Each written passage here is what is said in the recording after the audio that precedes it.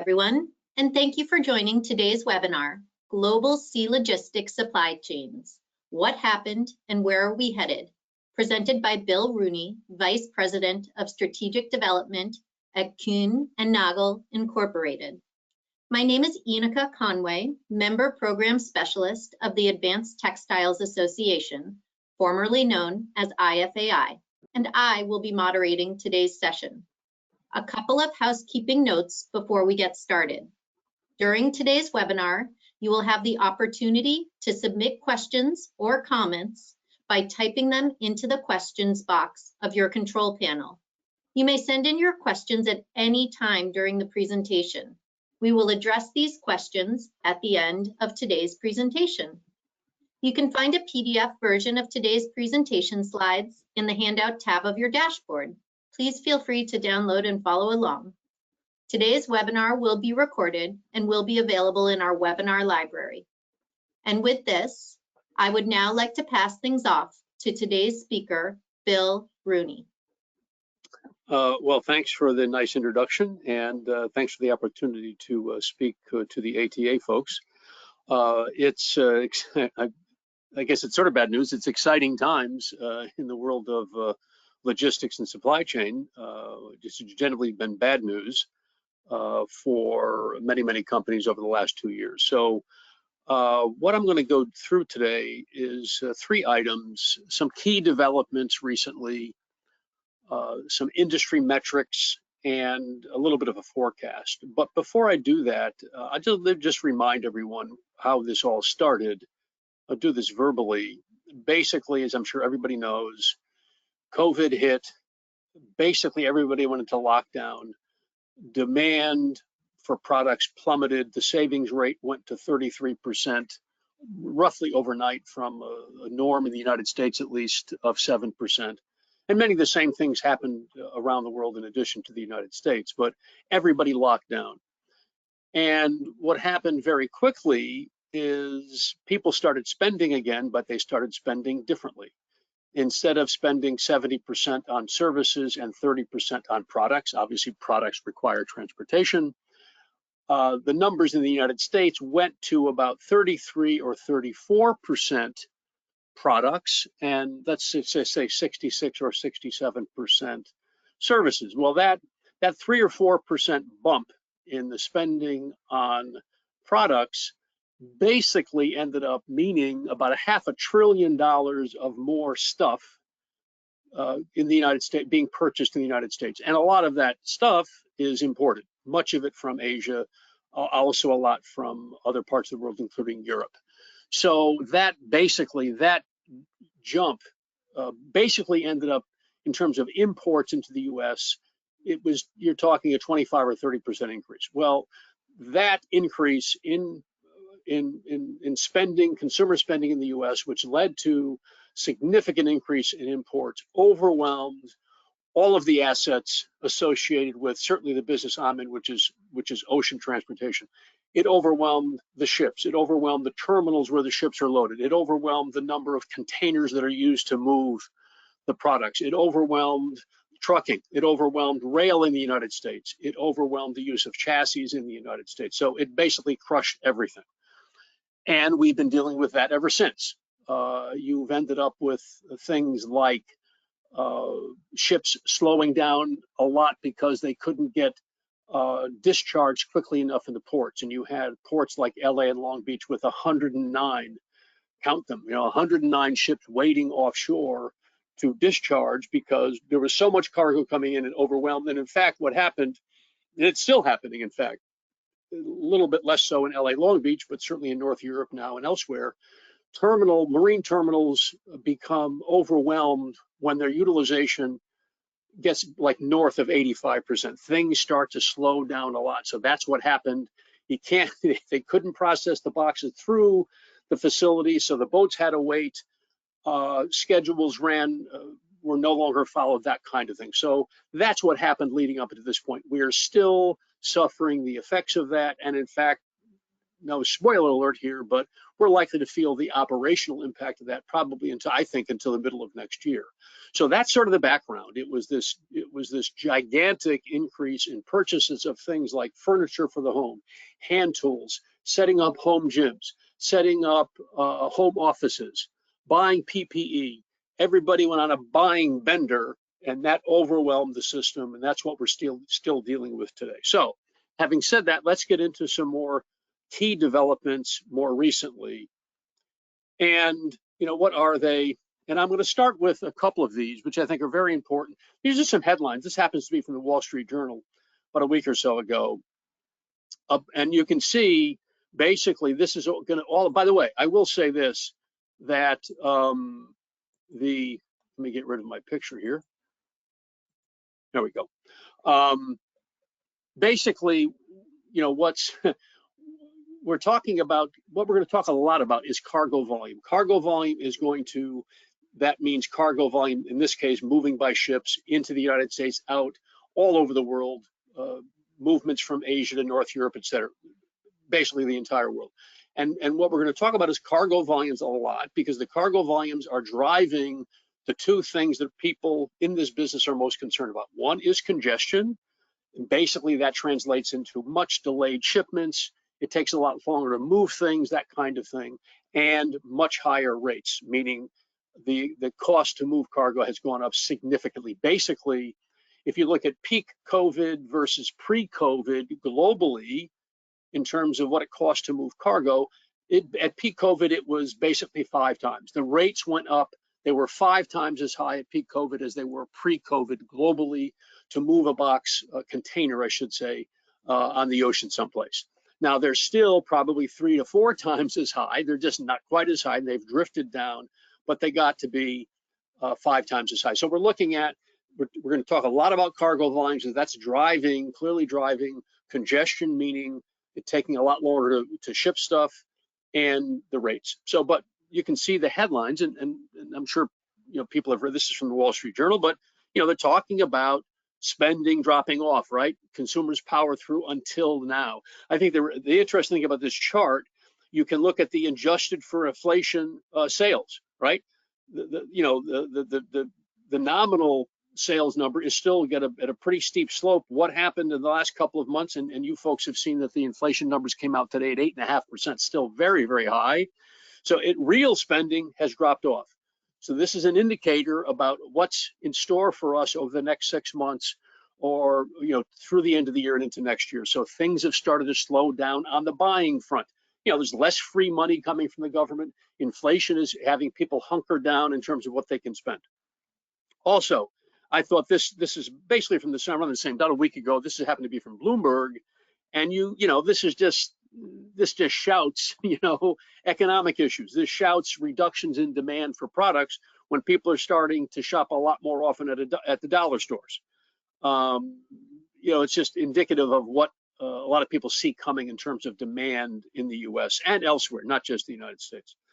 But the cargo volumes are still very high. This is through July. This is port throughput. This really isn't a measure of trade, but it is probably even a better number. It's a great proxy for trade. It's basically adding up how much cargo is moving through the ports in the world. And you can see pre-COVID, this goes back to June of 19. You're looking at this level and then it totally collapsed and then bounced back, but it's bounced back at a pretty high level.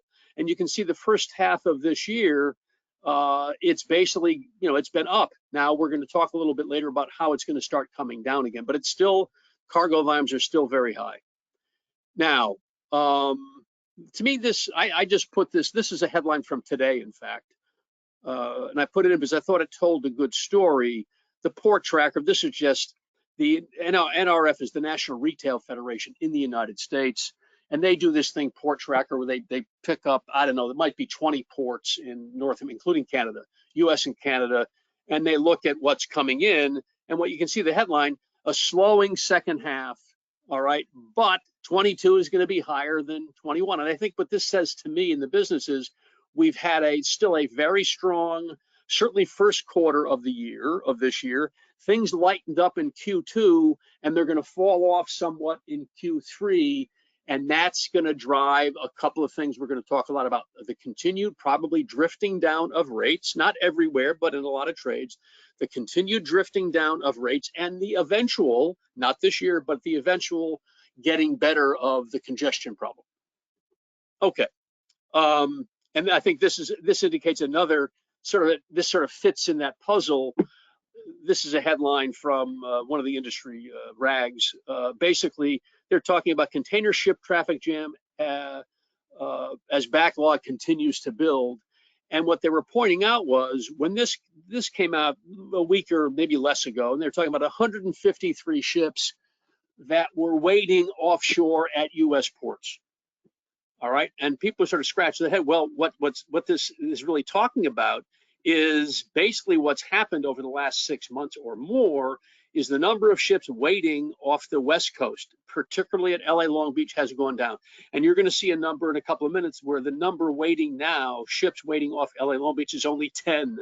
Only 10 ships. What's happened is there are now a lot more. When this was hit the news feed, there were a total of 153, and there were more ships waiting on the eastern Gulf Coast than on the West Coast. You had a lot of ships off of Houston, a lot of 40 ships off of Savannah. You have that kind of a high number of ships off of New York, that kind of thing. So the point is, this hasn't gone away, and for the last 6 months, a lot of the problem has shifted from the West Coast to the East Coast because what happened? A lot of shippers said, "Wait a second, there's a lot of labor risk on the West Coast because the ILWU, the stevedore union on the U.S. West Coast, is in negotiations. They're worried about there being an action there, and customers were tired of the congestion on the West Coast. So what do? They moved a lot more cargo to the East Coast, and you had sort of this whack-a-mole problem where everybody sort of ran for the exits from the West Coast, and they went to places like Houston, Savannah, Norfolk, New York, Charleston, et cetera, and they buried those places. So it's, it didn't make much difference. Like I said, it's like whack-a-mole. The cargo was here on the West Coast, and it came to the East Coast, and the East Coast was already full. So it just made the situation worse. And this is just another indicative of what's going on. New York has got a real problem as well. They've got way too many empties. This has been a problem on the West Coast as well. And they want to put in place another fee, $100 a box starting September 1st to incent the carriers to get more empties, pull more empties out of the port so it frees up, it makes the port more fluid. Now, what you never hear about, because these are politicians involved, these are political organizations in the ports, and you have the Federal Maritime Commission, which is basically a political organization. They never really sort of breathe the fact that the ultimate cause of all this are the people of the United States who bought so much more stuff. And they try to focus their blame on the asset owners and stuff, and it's in many cases, not all, but in many cases unwarranted, because the ultimate cause of this happens to be the fact that there was unprecedented amounts of volume. And this is, believe it or not, this is from the Federal Reserve Bank of New York. This is pretty recent. This is their measure of supply chain stress, and I just thought it's nice to involve the Fed in this whole thing. But they have this rather sophisticated, I think I saw something of 20-something variables they pump into this. Basically, this is global, and they're trying to measure stress in the supply chain. And you can see in the left-hand axis here, it's standard deviations. So they've done this data going back all the way to 98, and you can see where pumping along here all the way through, and you hit COVID, and it goes ballistic. And I'm going to point two things out. At peak COVID, you're talking north of 4 standard deviations of stress in the supply chains. Well, 4 standard deviations is way out the tail on this thing, right? Way out there. And that's one thing. And the second thing, it's come down recently, right? Now it's sort of, before we pop the champagne corks, it's no longer 4+ standard deviations. It's about 2.5. So it's still bad, but it's better than the horrible situation we had not long ago. This is just, this is not just the United States, not just North America. This is from CNBC. I like it because it's very visual and colorful. But you can see, obviously red is bad, green is normal, et cetera. But a lot of red, a lot of yellow all over Europe. These are the major ports in Europe, and lots and lots of issues there as well. Not limited to the ocean. This is obviously important for the ocean business because this is talking about the water level on the Rhine. A lot of traffic, container traffic included, in Europe moves on barges on the Rhine. And what's happened to the water level is low in the Rhine, and it hasn't stopped the traffic. It's just they can just load the barges with less cargo. So it's not just terminals, it's not just ships, it's various things are happening all over the place. And this happens to be low water levels in the Rhine in Europe. And a quick look at this. This is Long Beach, which can pretty much be a proxy for Long Beach and LA. And I just want to show you what's happened recently. And there's a story behind this. Yeah, the dark blue this is dwell time, right? Dwell time means from the time it gets off the ship until it leaves the facility. All right, and the dark blue is cargo moving by truck. The lighter grayish blue is cargo moving by rail. And you can see what's happened is the dwell time has gone up significantly for rail cargo. Try to make a long story short, not the very beginnings, but during a year or more ago, let's say a year to a year and a quarter below, a lot of, there's this gigantic increase in cargo, right? A lot of that cargo in normal times imports in the United States. A lot of it moves from Asia through West Coast ports, LA, Long Beach, not so much Oakland, but Seattle, Tacoma, to Vancouver in Canada, Prince Rupert in Canada, and it ends up at ramps in Chicago, Memphis, Dallas, Ohio Valley, a lot of different places. And what happened was that basically those facilities, those rail ramps, became overwhelmed just like everything else. So what was happening a year ago or so is people had cargo waiting for 30 days, 45 days, delayed inside a rail ramp because they were overwhelmed. And what happened then is both the carriers said, hey, we don't want our boxes waiting for 30 or 45 days when we could have them back in Asia, loading up another $15,000 or $20,000 load to the West Coast. And shippers said, I don't want my cargo delayed for 30 days or 45 days, so I am not going to ship to the rail ramps in the middle of the country anymore, and I'm going to discharge on the West Coast and transload.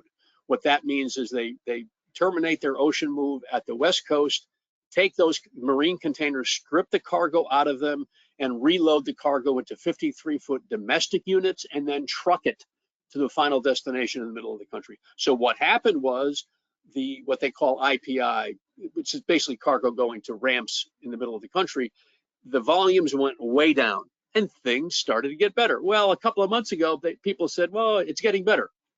Let's do it again. Well, they started doing it again, and look what happened.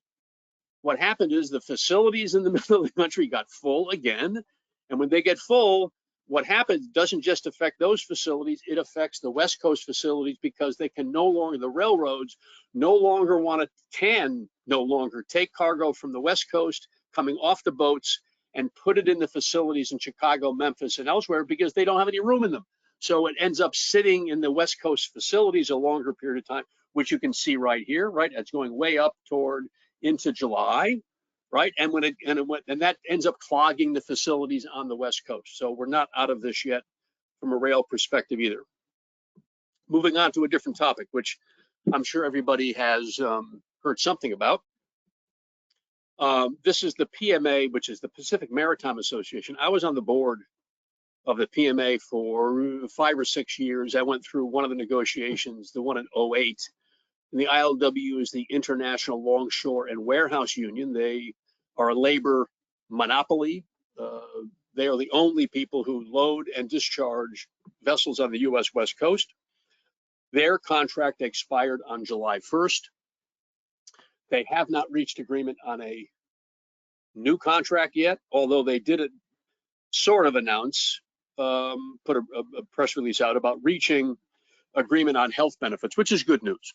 Now, the rumor mill in the industry says they are hopefully going to reach agreement across all issues for this month or next month. We'll have to wait and see. As you probably know, if there's a labor action on the West Coast, everything comes to a screeching halt. It's very, very disruptive.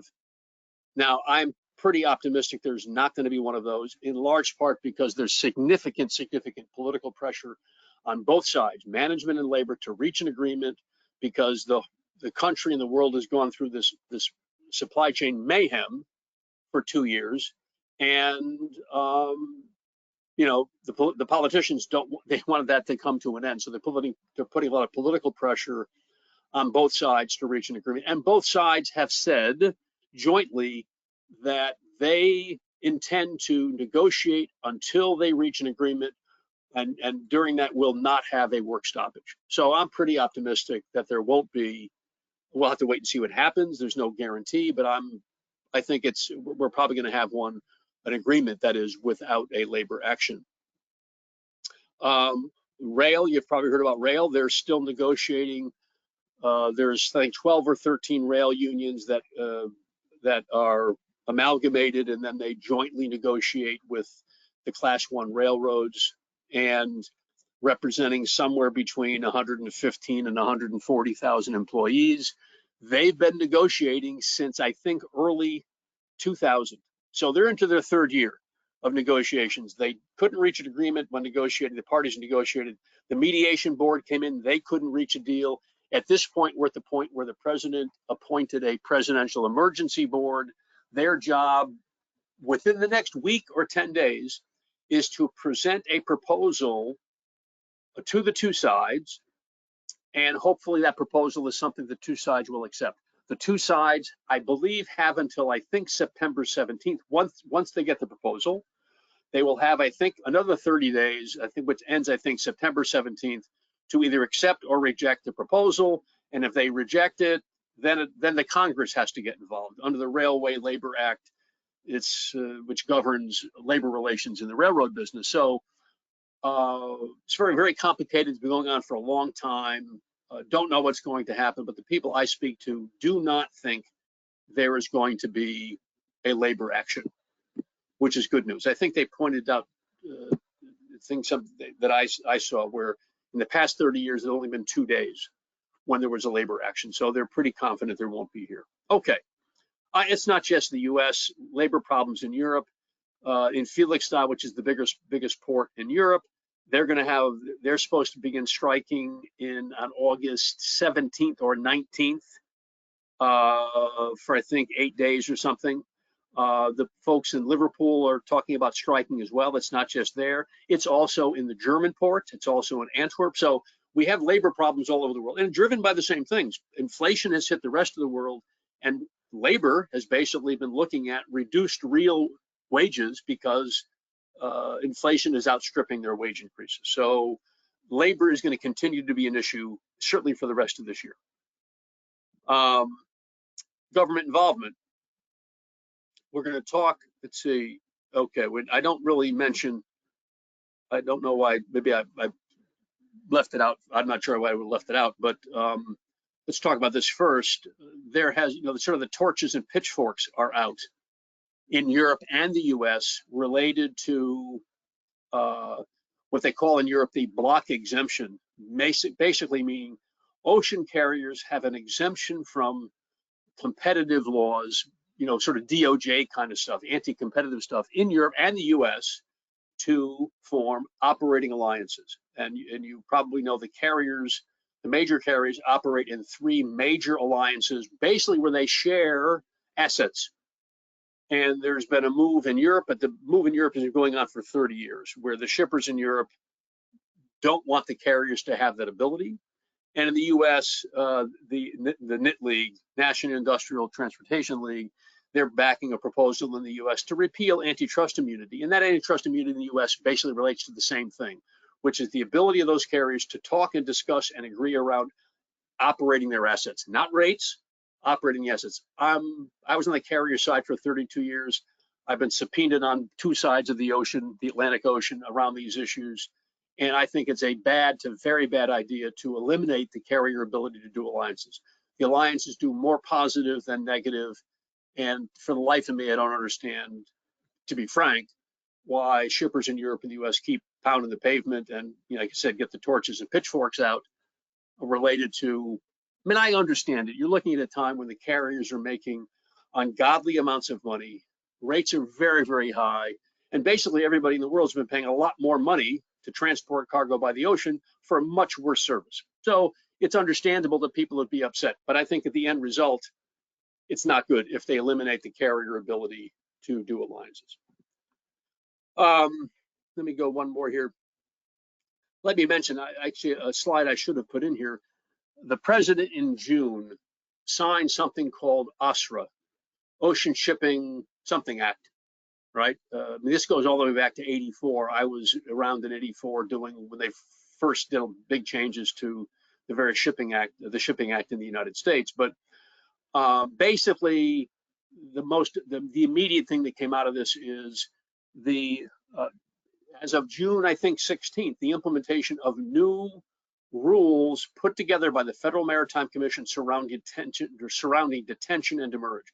Demurrage is the fee that you pay when your box is sitting inside a marine or rail facility. Basically, it's a land rental and maybe some box rental. And the thing called detention basically is renting the box container when it's outside the marine facility or rail facility. So they've put out new rules, particularly as it relates to demurrage. And I think it's, I haven't been a big fan of what the FMC does much of the time over many years, but I think they've done some good work here. I think the kind of things they're putting in place are eventually going to help the industry make it to clarify things. And these new rules went into effect, I think, on June 16th, which should help over time clarify who's responsible for what, when you have to pay, when you don't have to pay, that kind of thing. There's some other things that are in the OSRA Act that the FMC will eventually act upon. Things like if you're an exporter, a thing called earliest return date, when you can bring your export box to the facility, information around empty returns, which is very confusing, and it ends up getting tangled up in detention if they change where the empty has to go to. Sometimes the trucker has to hold on to the box. They get charged extra money because of that. They're hopefully going to clean those things up and a number of other things. So I think generally, which I think the good news is they've got some pretty good things in there. And sort of a good thing is they really aren't getting at in the OSRA Act rate regulation or asset regulation by the government, which I think the government does a much worse job of allocating resources. So they're not going to get involved in that. They're not going to get involved in rates, but they are going to clean up and clear up some things that need clearing up in the business. Okay. If you do business in California, big changes in the dray business, basically the business of, let me check my timing here, the business of moving, trucking. Basically, a box comes into the marine facility in LA, Long Beach, Oakland, Seattle, and the truck delivery, basically that's the term is called the dray business, and they are bringing in new regulations in California. Number one is as of January 1 of 23, all trucks that are older than 2010 are no longer legal. So as of January 1 of 23, and those trucks today carry, I think, 25, 26% of the dray business in California. So as of the beginning of next year, the business has to find a home for 25, 26, 27% of the dray business in California, which is a big deal. Now, you can continue to operate an old truck if you have a purchase order for a compliant truck. I just don't know how that's going to affect, how much better that's going to make things, but it's a big, big deal. That's a real problem. And as of, I think, January 1, 24, after that date, every new truck added to the dray rolls, you have to register, et cetera, in California, like a lot of other places. But every truck added after January 1, 24 has to be zero emissions. Well, that's even a bigger problem because they don't have charging stations. The trucks cost a lot more money. The range is not nearly enough, so that's going to be even a bigger problem. Also, you may have seen this. There's this thing called AB5.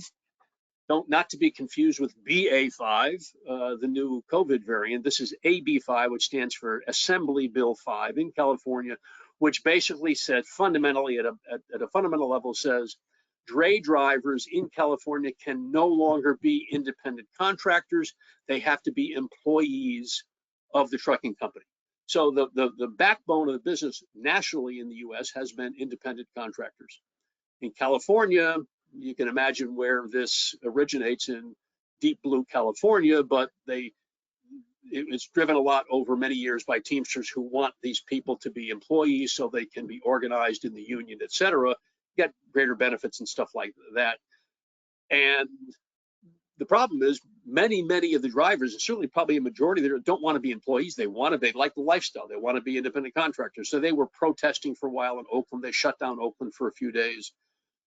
I don't think they're going to win this one. I think it's going to stay in effect. So basically, moving forward, dray drivers in California have to be sort of one of two things: either an employee of the company, or they have to set up their own driving licensing to do to be basically an independent company.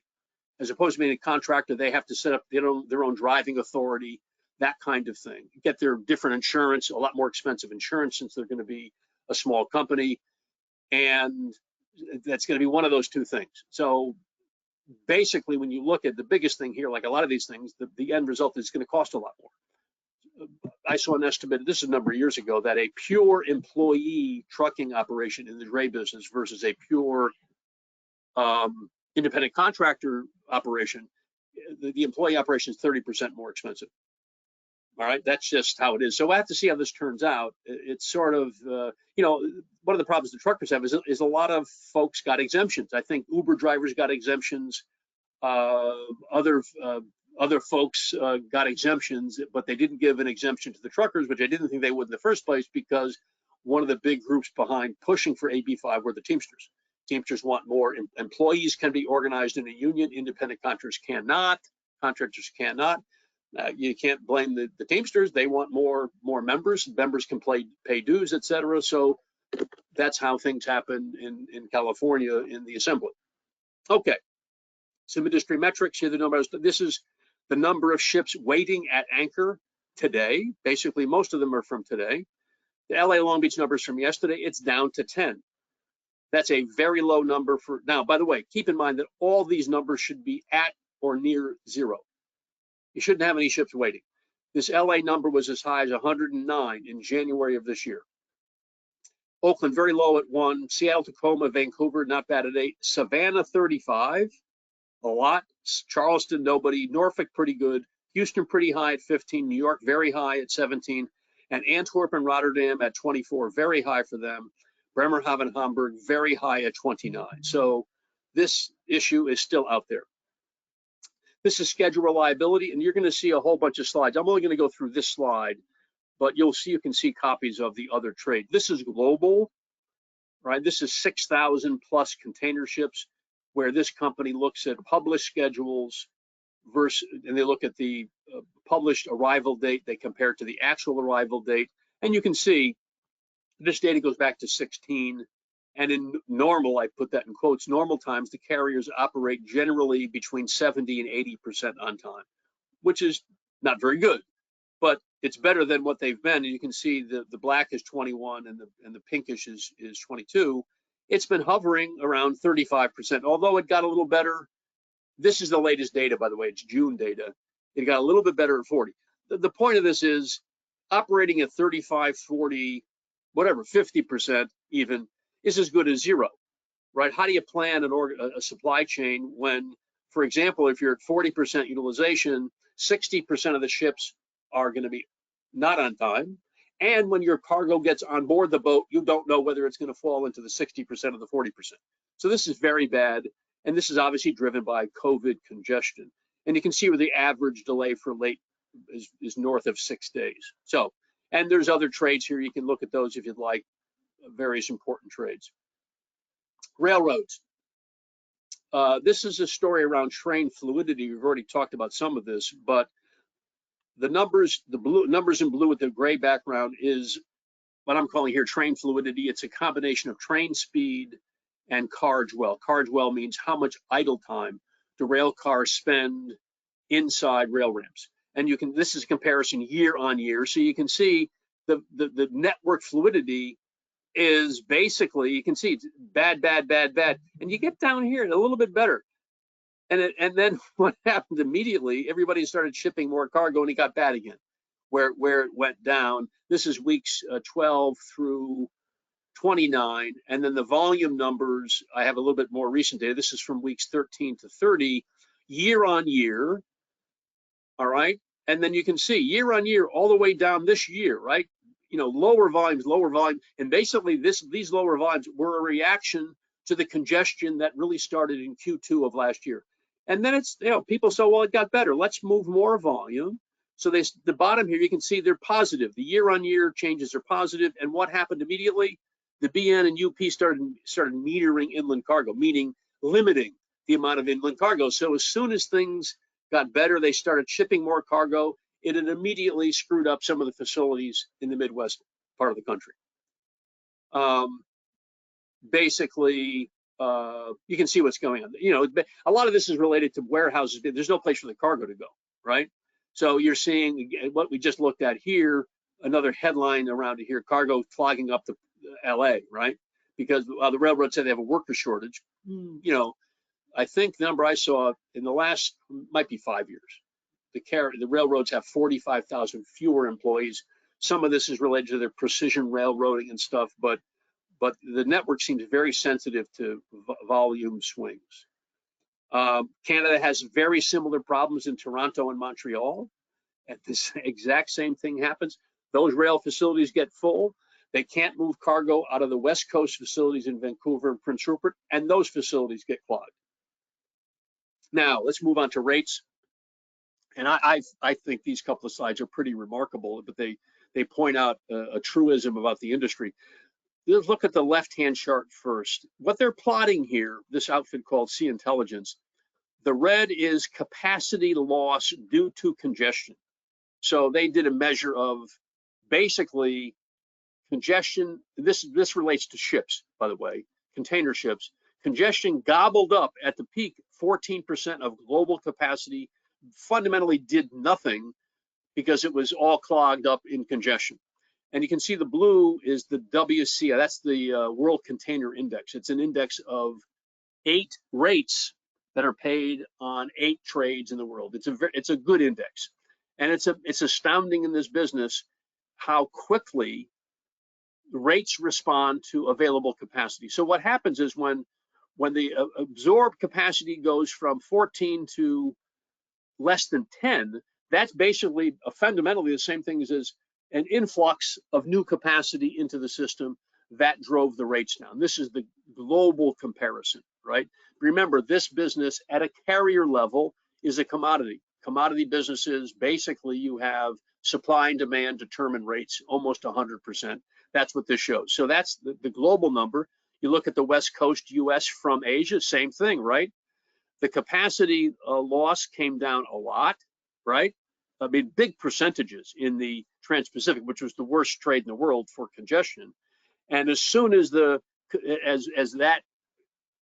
capacity became unclogged, effectively adding capacity, what happened to the rates? The rates came down immediately, the blue, right? Same thing, I won't go through the details, but this is Asia to North Europe, Asia to the US East Coast. Same kind of thing happens. East Coast is a bit more complicated story. Same thing for the Asia to North Europe trade. As soon as more capacity comes into the trade, the rates came down. This is the World Container Index. You can see this is 8 trades. These are the numbers as of last Thursday. So this is Trans-Pacific both directions, Transatlantic both directions, Asia, Europe, North Europe both directions, Asia Med. So a big chunk of the world trade. The takeaway here is the rates have been drifting down for a number of months because demand has fallen off and more capacity has become available. The good news is the rates are drifting down, clearly drifting down. The bad news is they're still 3.5 times what they were pre-COVID. So this index was at pre-COVID was at 2000. So at peak COVID, global rates were 5 times what they were pre-COVID. And before you start applauding and popping the corks for champagne, they're still 3.5 times as high as they were pre-COVID. These are the details for that index. You can look at those if you'd like. I have another index here that we won't spend any time on given the time constraints, but you can look at it. It's the SCFI, which is Shanghai Container Freight Index. This is basically all Shanghai, China export rates. Pretty good. I never use the absolute numbers in any, I use the trend line. So you can look at that if you like. Let me see the timing here. Oh, I got to get going here. We got limited time. So basically this is a sort of good news. Basically this is ships on order. So, if you look forward, how many new ships are being built? And boy, if there's a lot, that new capacity will help drive rates down to maybe more normal levels. And you can see this is from 96 through 02, and I show this simply because the fleet has gone from 3 million TEUs, TEU is a 20-foot equivalent, in 96, and it's now 25. So there's been a big growth, and the green here are new ships on order that are being built as we speak in mostly China and Korea. You can see the past, the dark blue is ships, and this is the capacity delivered in TEUs, right? And this dates back to 2000 all the way through 2026. And what you see here is big numbers, right? A lot of ships being ordered. And that gives people hope that this new capacity will help drive rates down. The problem is they're, like in California, there's a thing called the IMO, International Maritime Organization, which is a UN organization which sets emissions targets and regulations in the shipping business. And an issue is that many of these ships, people think, are going to probably be needed, but will not add any capacity, because in order to meet new emissions requirements, it is likely that a lot of ships will have to slow down.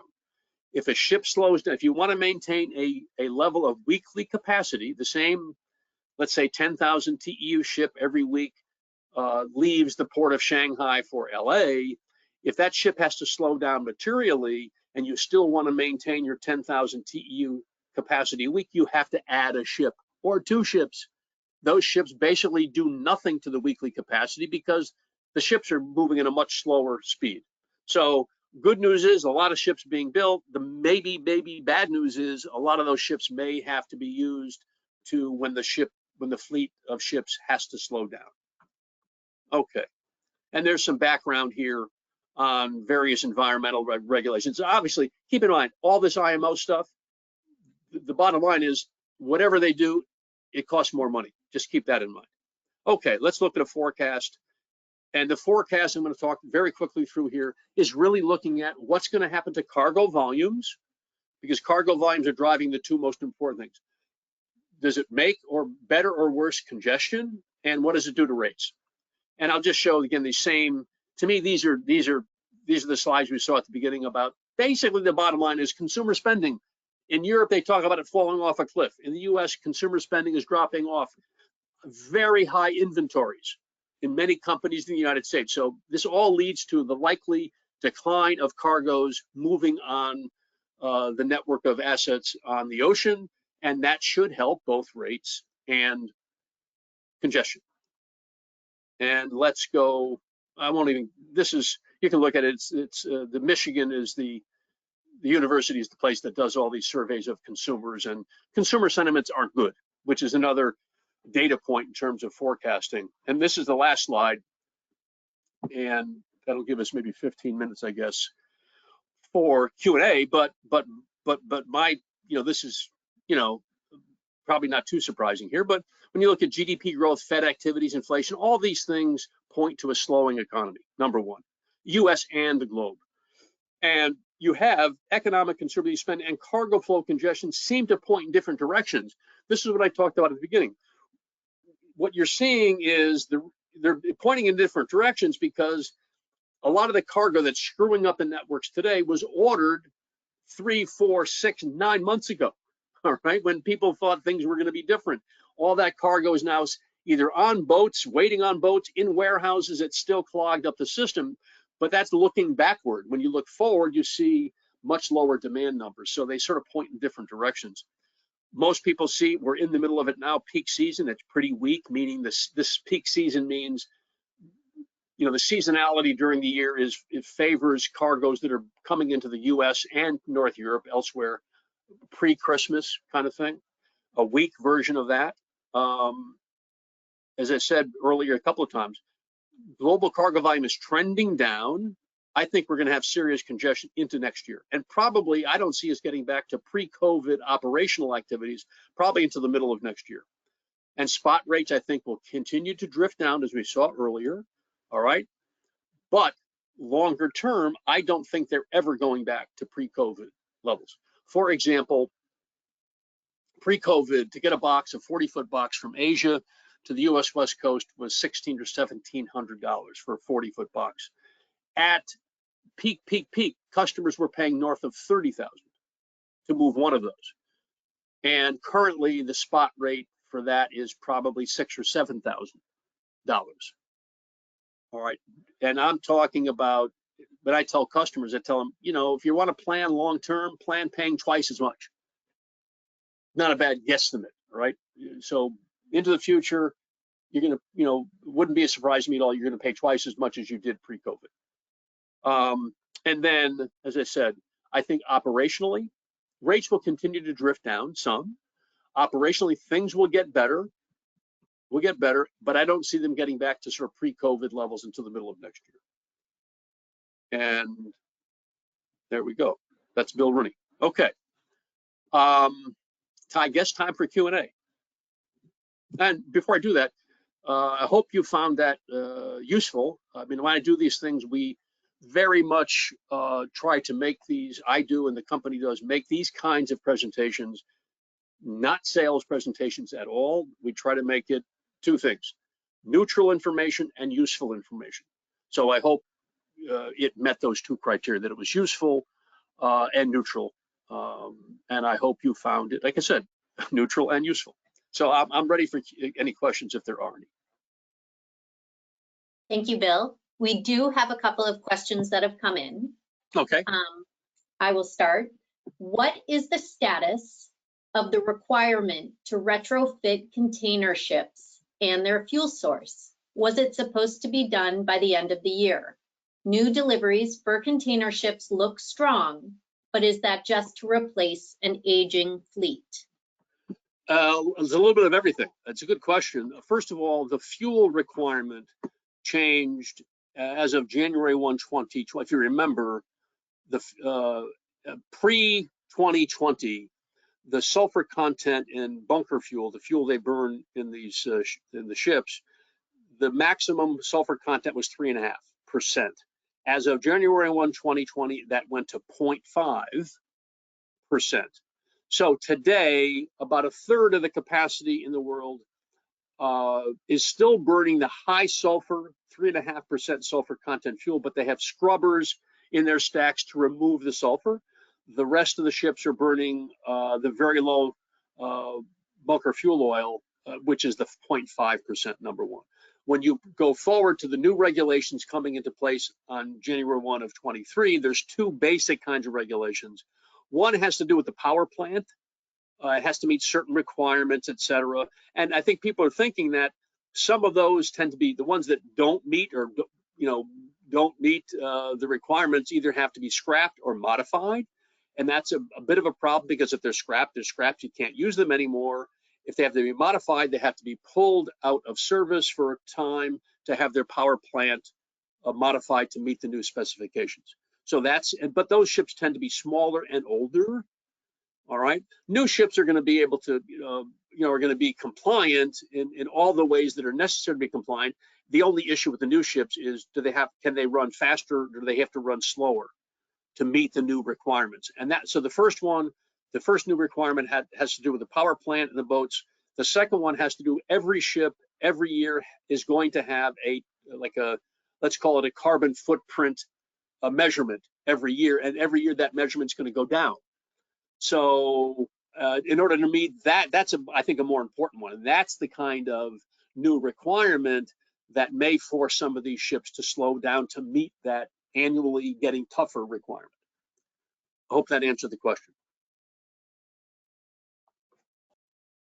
Our next question: what do you think about the route from India to the US EC? Other than the fact that it goes to the Suez, I mean, I think, I don't want to be flippant here, but that particular trade has been interesting. The rates they've started to break a little bit recently, but they continue to be very high, like the rest of the world, but they were sort of sticky on the upside. And there were a lot of operational complications around that trade, where a lot of the empty boxes that are needed for exports from India come from China, because China is the biggest trading partner with India. So a lot of the boxes come from China as exports from China and imports into India. and there were problems in that trade, and the India trade got sort of pushed to the side a little bit when you had these big trades like Asia to the North America, Asia to North Europe were paying very, very high rates. So people, meaning the carriers, were focused on those and not so much on India. And that's number one. And number two, they've had, like Sri Lanka has had real problems politically. And India generally has had problems with infrastructure. And the rates continue to be very high, although they've come down a little bit recently. You can also move to the U.S. across the Pacific, but most of the business moves through the Suez to the U.S. East Coast. So things operationally, I should say, rate-wise, seem to be getting better, which says automatically that means that more cargo space is available. So I think things are getting a little bit better. Okay, any more questions? We do have another. Let's assume double the rate pre-COVID. When would you guess that to take place? You know, that's interesting because the rates in this business can go up and plummet really quickly. I would say if you take, you know, for example, if you look at the last 3, 4, 5 months, early in that period, much more of the global drift down in rates was really happening in the trade between Asia and Europe. If you look back at the data, it was not so much happening between Asia and the US. It was the drift down was a lot of it was happening in Asia to North Europe. But in the last month or so, the rates from Asia to North America have been drifting down, or more, well, let's call it drifting down. So when will they be a double? So right now, if you do the math right now, they're still 3.5, let's call it 3.5 times pre-COVID.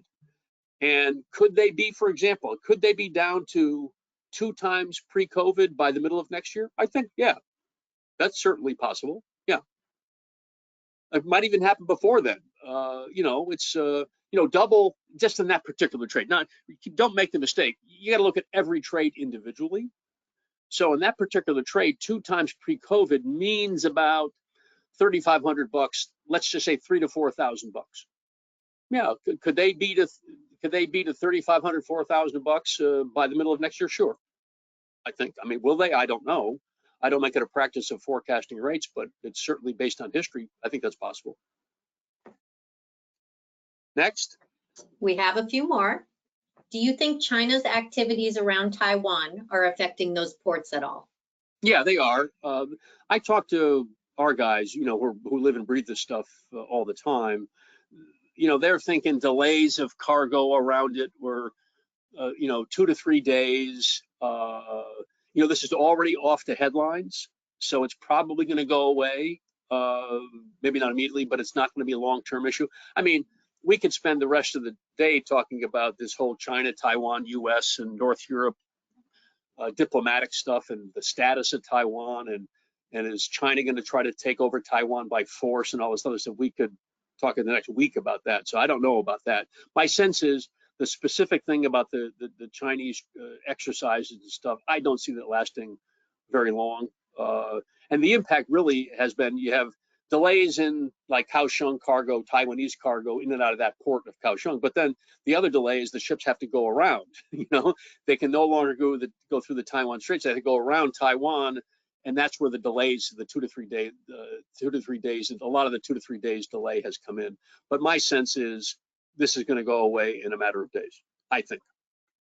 I mean, not the long-term issue with China, Taiwan, one China policy, all the rest of it. Not that. I'm just talking about this specific, these delays caused by the Chinese military exercises. Anything else? We still have a few more. So I'll keep them going until we get no questions to the end of the hour. Does anybody want to know who my barber is? I was hoping that maybe somebody would want to. I go for quantity. Maybe I'll add that one. I go for quantity, not quality in my haircuts. Okay. So you may not want to ask me for my haircut advice. Okay, next question. Next, how do you think various naval exercises in the Indo-Pacific region are going to impact the long and narrowing route for the Panama Canal and the USWC? So if I understand it correctly, how these military exercises going to affect cargo between Asia and the U.S.? Is that how you read that? Through the Panama Yeah, for Canal? narrowing down the route. Mm-hmm. I don't think so. No, I don't see a material impact unless things go crazy, unless there's some big diplomatic incident, military. Absent that, I don't see, Suez. I don't see an issue with Suez unless another ship, like the Ever Given, unless that happens again. I don't see an issue in the Suez. I don't see an issue in the Panama. The expanded Panama Canal runs pretty well. So I would just revert back to my Taiwanese comments a couple minutes ago and say, yeah, those kind of things I think they're going to go away pretty quickly. And other than that, I don't see anything on the horizon that's going to, of a military diplomatic kind of thing that's going to affect the movement. Although you have this Uyghur forced labor act in the U.S., which is having an effect on solar panels and other products that are made in this area of China, where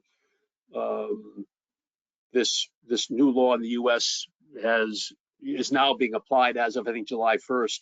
It is having an effect on some of those shipments, but that's very specific to one part of China, which among other things, I think makes a lot of the components for solar panels. But other than that, I don't know of anything else. I mean, you can get into the whole people wanting to remove the antitrust immunity and stuff, but that's I think a different issue.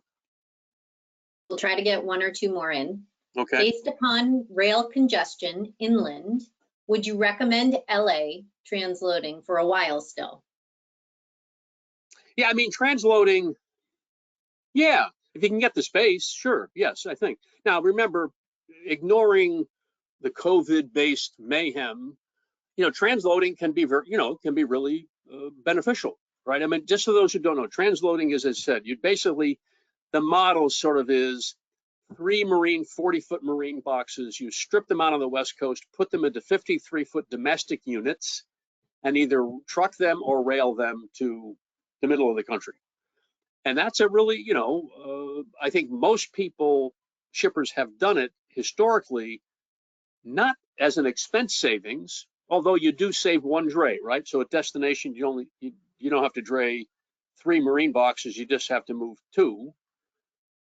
But I think mostly it was done to delay the decision of where the cargo could or would go. So instead of making the decision when the cargo is loading in Asia, you can make the decision about DC to send it to, et cetera, when it arrives in the US. And I think it's mostly done for that reason.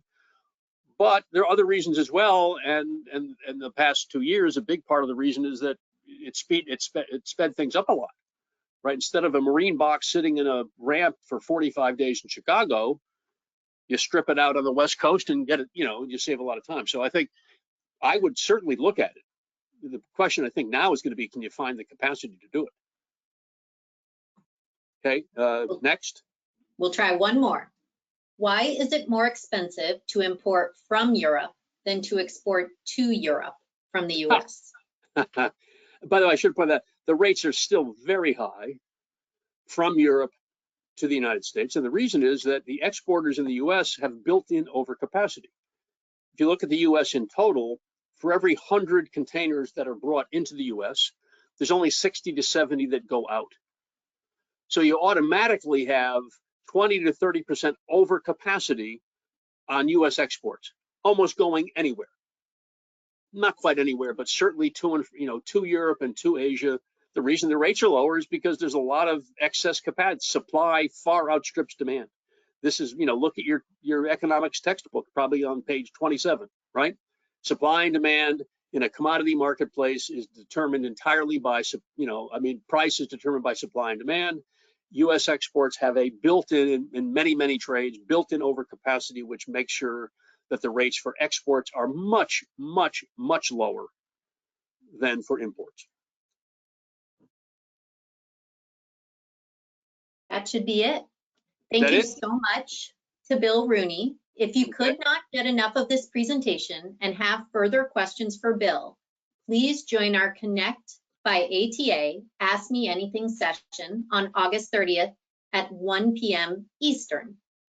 We are continuing to add webinars to our calendar. Make sure you check out all of our upcoming webinars and events by visiting textiles.org/events. And finally, a very brief survey will appear when you exit the webinar. We would really appreciate it if you took a few moments to complete it. Thank you for attending. Thank you to Bill, and have a great day. Thanks, everybody.